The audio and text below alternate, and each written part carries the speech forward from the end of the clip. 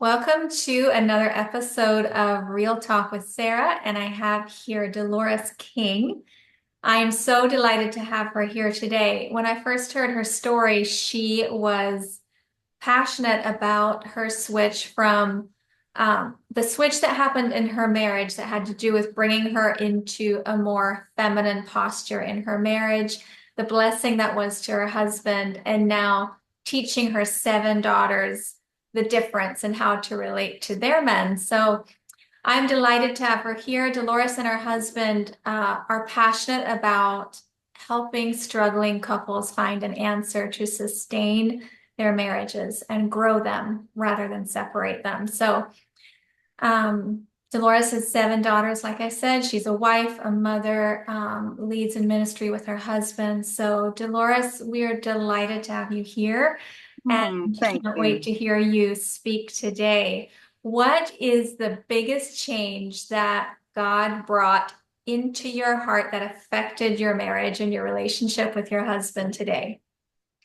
Well, I think it's how I look at a lot of things, but primarily how I look at what it is to be a woman Mm. through the lens of creation as opposed to my family of origin, what I've learned, That's and huge. society. You know, society teaches us to look to ourselves and that embracing ourselves and making ourselves the source or the answer, that's the goal. And I'd done that all my life, mostly because um, I didn't let myself down. Other people did around me, Mhm. my family of origin. um, as a young mother, I was let down quite a bit. And so that's when I learned to look to myself and but it undermined my relationship with my husband. And I didn't realize that Mhm. until about 3 years ago. Like the women you want to look at and say, you don't have to be that strong. You learned to be that strong. And I'm not saying strength in a good way. I'm saying like kind of like that brittle, um, fend for yourself, fight for yourself, don't need a man kind of a thing where we end up leading ourselves when we're meant to be loved because we don't know what it's like to be loved well. Right, right. And that was a wound I've always carried, Mhm. is, I'm not lovable. I'm not worth loving. Um, I think in a big way, I still have that wound and I still struggle with that wound. But I'm learning through um, my husband uh, what love is and what care is and how it feels. Mhm. I'm much less stressed now. I have more confidence in him because I changed my behavior. Um, I my education is in leadership. So I always looked to leadership and I prided myself in being a leader. But I think a leader recognizes Mhm. leadership and Yes. um, good leaders support and encourage leadership in people and surely a man as head of the home. And I never knew that before. I thought of that in an authoritative way, but I didn't think of it. I thought that was the man's outlook, but actually, that's how God created um, the order in the home. Everything God created was not messed up. Yes. We went away from it. God didn't mess it up. So as I began to study effective role models, like I'm Catholic, so I went right to the source. Okay, well, who's a great woman and who's a great man? Mhm. Well, I looked to the Holy Family, Mhm. Joseph and Mary, and oh my gosh, I came. Joseph is known as somebody who never spoke in the Bible, but boy, did his actions speak very loudly. Yes. And what a man of integrity and honor. And here, my husband holds the same position he did, as father and husband. And what is riding on that role? And and so I started to look at the Blessed Mother and what's riding on her femininity and her being a woman and working with Saint Joseph, and it created like a paradigm shift in my whole thinking. And so I started to apply these things in my life, and it it was a bit cumbersome at first because my husband was not used to being the leader in my family, but I needed him to be the leader. Before I was okay, my whole attitude was lead follower, get the hell out of the way. Yeah. This project's got to move forward. Mm. And I thought of that in anything, home remodeling or helping people or raising the family or making a decision. And so I was more or less a bulldozer as far as the leader in the home. And I didn't realize that. I thought I had to be the leader. But when I started to step back and and encourage my husband to lead and tell him what I learned about Saint Joseph and what a great, position he was in as a husband and father. And um, he would start to sit up a little bit straighter and his eyes would open, and I knew I had his attention. And then as I began to um, provide more of a supportive role and guide him and step back, I mean, I knew some things were going to fall, and I had to grow in humility and allow that. It was nothing earth shattering. But Mhm. then I saw him as embracing the leadership role in the ministry, in our relationship, um, in everything, our budgeting. And it's very nice walking side by side and looking to him and having confidence, growing in confidence, and watching him grow in confidence. And I'm much more relaxed now. Yeah, it's It's nice. amazing to me that you grew in confidence and you grew in your giftings, even as like the Lord opened your eyes to the fact that your husband is called to be the leader in the home. As you accepted that from the Lord, what you saw, and like you said, Joseph and Mary, I think Mary's my favorite Bible character because her depiction as a woman is so beautiful to me. The Lord chose to come to her to bear his son. Like, what an honor. And when I look at her posture and I see how she received that from the angel, she could have had a million different questions. Here she was, an unwed girl, and she was going to be pregnant, which was a stone-worthy thing in those days, from what I understand. And she said, "Be it unto me, even according to your word." So once she knew it was the Lord, it was a yes, Lord. And that's how I feel with in our society, this view of women and men is so opposing the yes, Lord posture that we need to have. It's all about me. It's all about everything that we feel versus everything the Lord says and designed. And there's a big difference there. And it's so beautiful to me that you were, and yes, you're Catholic, I'm not Catholic, but the Bible's the same for both of us. Mary's example is the same for both of us. Like, um, that in both of us as women changes us.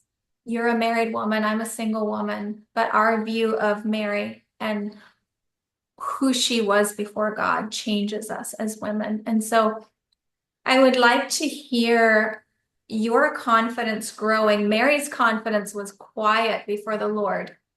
She said, "Yes, Lord." She became pregnant. She went to meet Elizabeth. The babe leapt in Elizabeth's womb. And it was just a beautiful unfolding, spiritual unfolding. And for you now to take those principles and walk that out in a very natural human relationship with your husband. Give us a little more, do you have an example of what that looked like to, operate in your giftings as a woman? You're a strong leader. You've already shared that. You lead very well. What did it look like to encourage your husband to lead and yet still be able to use your gifts and not be a doormat or, fall under any kind of oppression? Because I think it's so important in our society that we hold forth a healthy biblical womanhood, which I really see you finding. And I wonder if you could lay that out for our audience as to what that looks like for you. I think it's kind of a hidden thing. Mm, You're right. I did struggle with the doormat, that whole idea. Um, it's almost like a hidden confidence. mm, mhm, Um, I was thinking yesterday about our interview today, and how can I explain it to people? And it's still unfolding for me, but mhm. I realize that the things that come easy to me, I want to do those things. The things that are difficult, I don't really want to do those things. And leading isn't hard. It's all the planning that's difficult for me. The planning and the forethought and the slowing down and the organization. And so I find that um, people that are on the stage, um, they're the ones that are looked to like they achieve something, but boy, they are supported by a big army that's working behind the scenes. And So true. um, Yeah. I'm kind of excited that this is an opportunity for me to work behind the scenes and sharpen the skill, sharpen the saw, so to speak. um, it's certainly had beneficial um, results in the ministry, and it's exciting. There's a place for both of us, and you know, you think of people you really love and are amazed with, and like when we lift up someone that we really love. Um, it's not about us; it's about them, and Mhm. lifting up my husband doesn't make less of me. Yes, I You love know what I'm saying? that. In It, fact, it actually honors you and brings dignity to you because we were so created to show honor and respect to everybody. But when we're married, especially to our husbands, I feel like it brings a whole glow onto a woman, a whole beauty onto a woman when she finds that. It's yeah, just beautiful. and the humiliating thing is realizing that I didn't have that for him. Mm, I didn't have that, and when you think about men, they're undermined inside and outside of their home every single day of their lives. yeah. It's no wonder they're not, rallying to the forefront and leading like they're created to do, because they're constantly hammered down. And I didn't realize that I was doing that in my own home. So Mhm. I was undermining, what I wanted and needed. I was doing it. I'm not realizing it. Um, I don't know if that answered the question. What was the question again? Yeah, no, no, that's good. I was just asking, for examples of what that looked like to um, honor your husband as a leader while still maintaining your gifts and stewarding what you're gifted in. As a leader yourself, you have natural leader qualities as a woman, and yet you have found a place in your marriage where you inspire your husband to lead. And I think that's very, very powerful for our listeners. Recently, I did a Facebook post on, it was my daughter holding a baby and Hmm. said, teen girls of the 21st century, like just know that it's still a beautiful thing to want to be married and have babies. And I couldn't believe the women coming out of the woodwork to attack that simple statement, Really?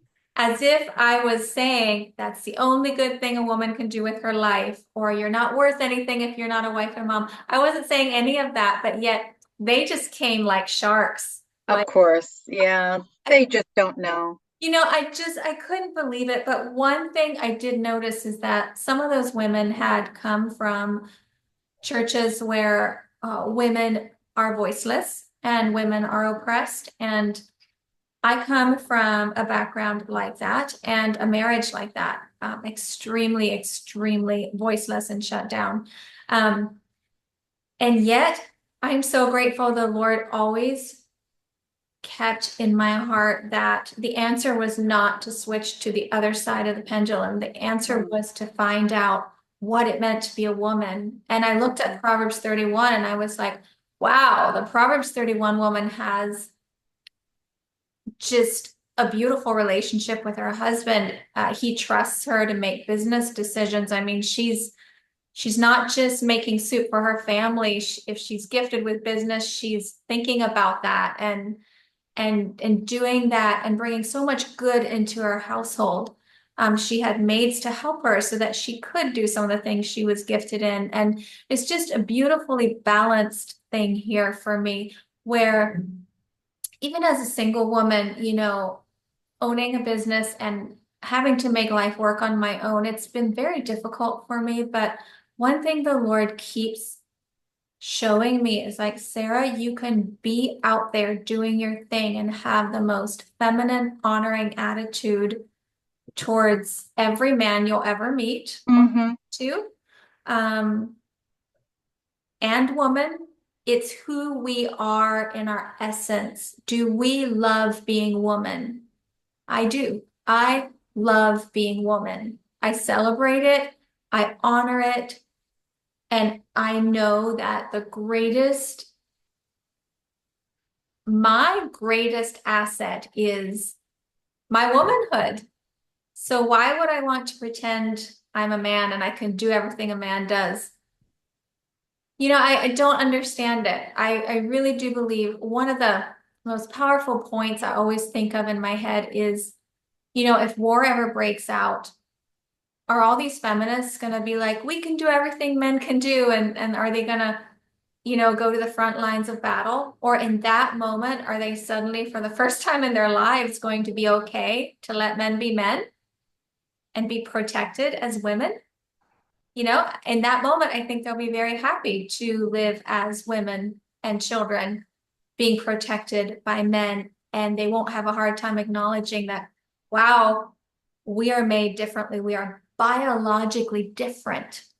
Our bodies, our minds, our brains, our psyches, we're different on purpose for a purpose to complement rather than compete. It's a beautiful thing to me. It is, and it's difficult. It's Mhm. um it's very difficult, having the body of a woman and having to deal with the emotions and all that. I mean, I would rather not, Hormones. you know, Yeah, I know. I would rather not, but that's how God created it, and probably on this side of the grave, we're never going to really understand the benefit of the wisdom of it all, but we don't need to. you Mhm. know um I know I will come face to face with God on my judgment day, and I think about that. I think about my death, and I do cringe a bit. What kind of account can I give? It how many wounds have I created in other people Mhm. unknowingly, because I've had this attitude of making myself God. Mhm. Mhm. I mean, how bad of an example have I set? I recently went to confession, and I was telling I told my husband, I said, when I go to confession, it's usually about you. Ah. And anyway, so here I am, I'm in confession, and I was confessing something that I did wrong. And then I'm kind of opening it up and realizing, it's just like the eyes, the scales came off my eyes, and I realized I wasn't respecting my husband. And I was really sad about that. And I started crying, and, That's a gift right there. I mean, it's one thing to be humiliated, but to humiliate your own husband. Anyway, to disrespect and dishonor with my words and my attitudes and my how I must have looked at him. And anyway, the priest said to me, he said, you should share this. This is valuable. People need to hear this. Yeah, that's why I have you on here. It's valuable. And I was thinking about you, Mhm. but you're right. We do need to set an example for each other. And, even our bad example is an example. Um, Well, I think, Dolores, it's so powerful to have a woman your age making these changes and speaking it out. A lot of women, in your season of life are living bitter, tense marriages where they're not looking at themselves, they're not making the changes. And I see in you such a brokenness and a humility in such a good way, that mhm. makes you all the more powerful in the spirit. Like repentance is such a gift, and to see it in a woman with seven daughters. Are they all married now, or No, no, they're not all married. tell us about your daughters and what you speak to them now? Well, it's interesting because I tell them, your husband is the head of the home. Hmm. Show him respect, honor him. I have a daughter who was married a couple of years ago. She has identical twins. Um, and she's quite the leader, and she's open to this kind of talk, you know. And I, I find myself a little hesitant, and because I spent all of my life telling them a different way, you Hmm. know. Um, I never really came out and said the husband wasn't the leader. I just behaved like that. Hmm. So did I really need to say it? My actions really spoke loudly.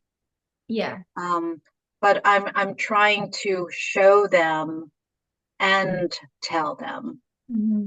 I'd love to have them all around the table and all of us have a chance to talk. But when I am talking with them, I do try to model good behavior.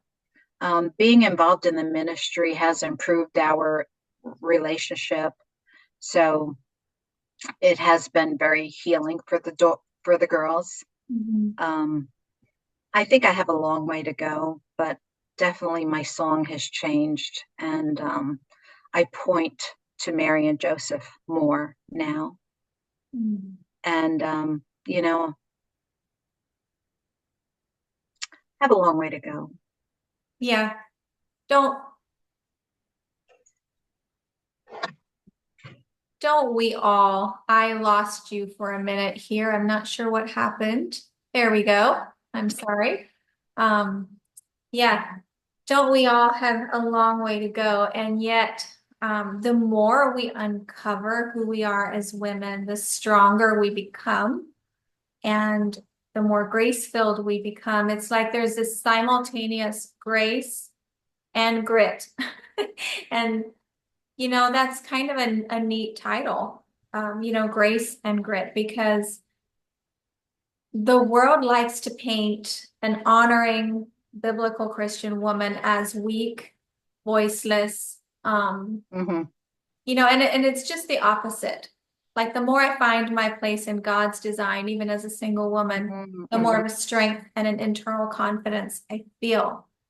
And I think it's just beautiful. And I've met women from very oppressive, doormat, voiceless kinds of places, and they're having to learn how to even have any kind of a voice at all. and that their minds are worthy of notable thought, that they have something to offer beyond just listening to other people speak, that they actually can formulate amazing things and speak it out.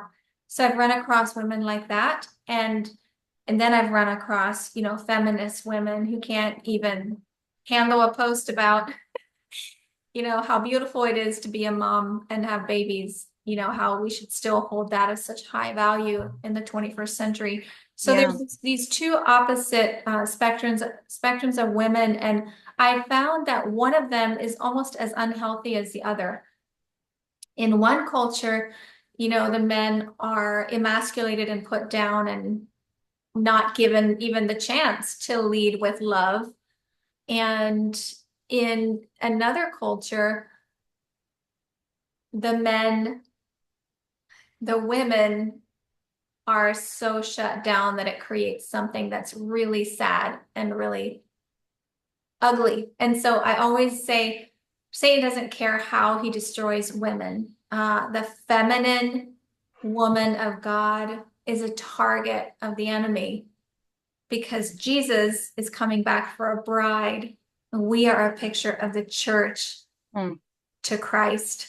So there's right. Christ and the church, there's husband and wife, there's male and female.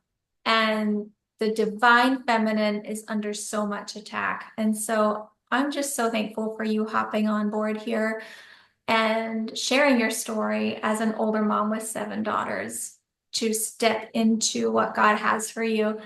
And I know our time's almost up, but is there anything that you would like to share before closing? Well, I think it's just this one little thing. Humility is the seat of all virtues. So Yes. humility is a powerhouse, Mhm. you know. So the goal isn't to be more prideful.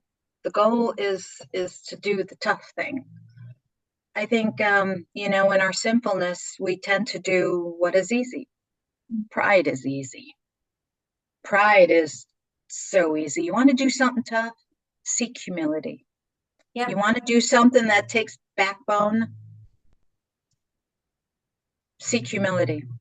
that's very true. That's actually a stronger woman than, That is. yeah. And I'll tell my girls, and I would tell them, I think, their husbands would know too, but, a strong man, a good man has a super strong woman behind him, Mhm. you Yeah, know. So if you want to know where the power lies, but it's in a quiet way. we do have so much power. It's amazing. And that's what you know, yeah. They don't, people who don't celebrate womanhood, biblical womanhood, don't realize that they are actually giving their power away, their real power. the real power. It takes Yeah. much more than words and doing something to be a powerful person. Like that's who we are internally, our essence. Yeah. Could speak without us ever saying a word. And we strong women, we need strong men. Mm, And the one thing to undermine a man is a sinful woman, mm, you know? very true. And we're tripping men up all the time. We don't need to do that. We need to shore them up and teach them what honor is and respect. But we have to be respectable and honorable and Mhm. dignified. Mhm. There's a way for us to behave, and we have to start behaving that way. Yeah, so true. And I know our time is up, but Dolores, thank you so much for coming on. And I Oh, hope thank to have you. you on here again and maybe dive into some more examples and some more, different attributes that we're both passionate about concerning womanhood. So, Thank yeah, you so much for having me on, Sarah, and God bless you. we'll see you again. Thank you, Dolores. Thank you. Bye bye.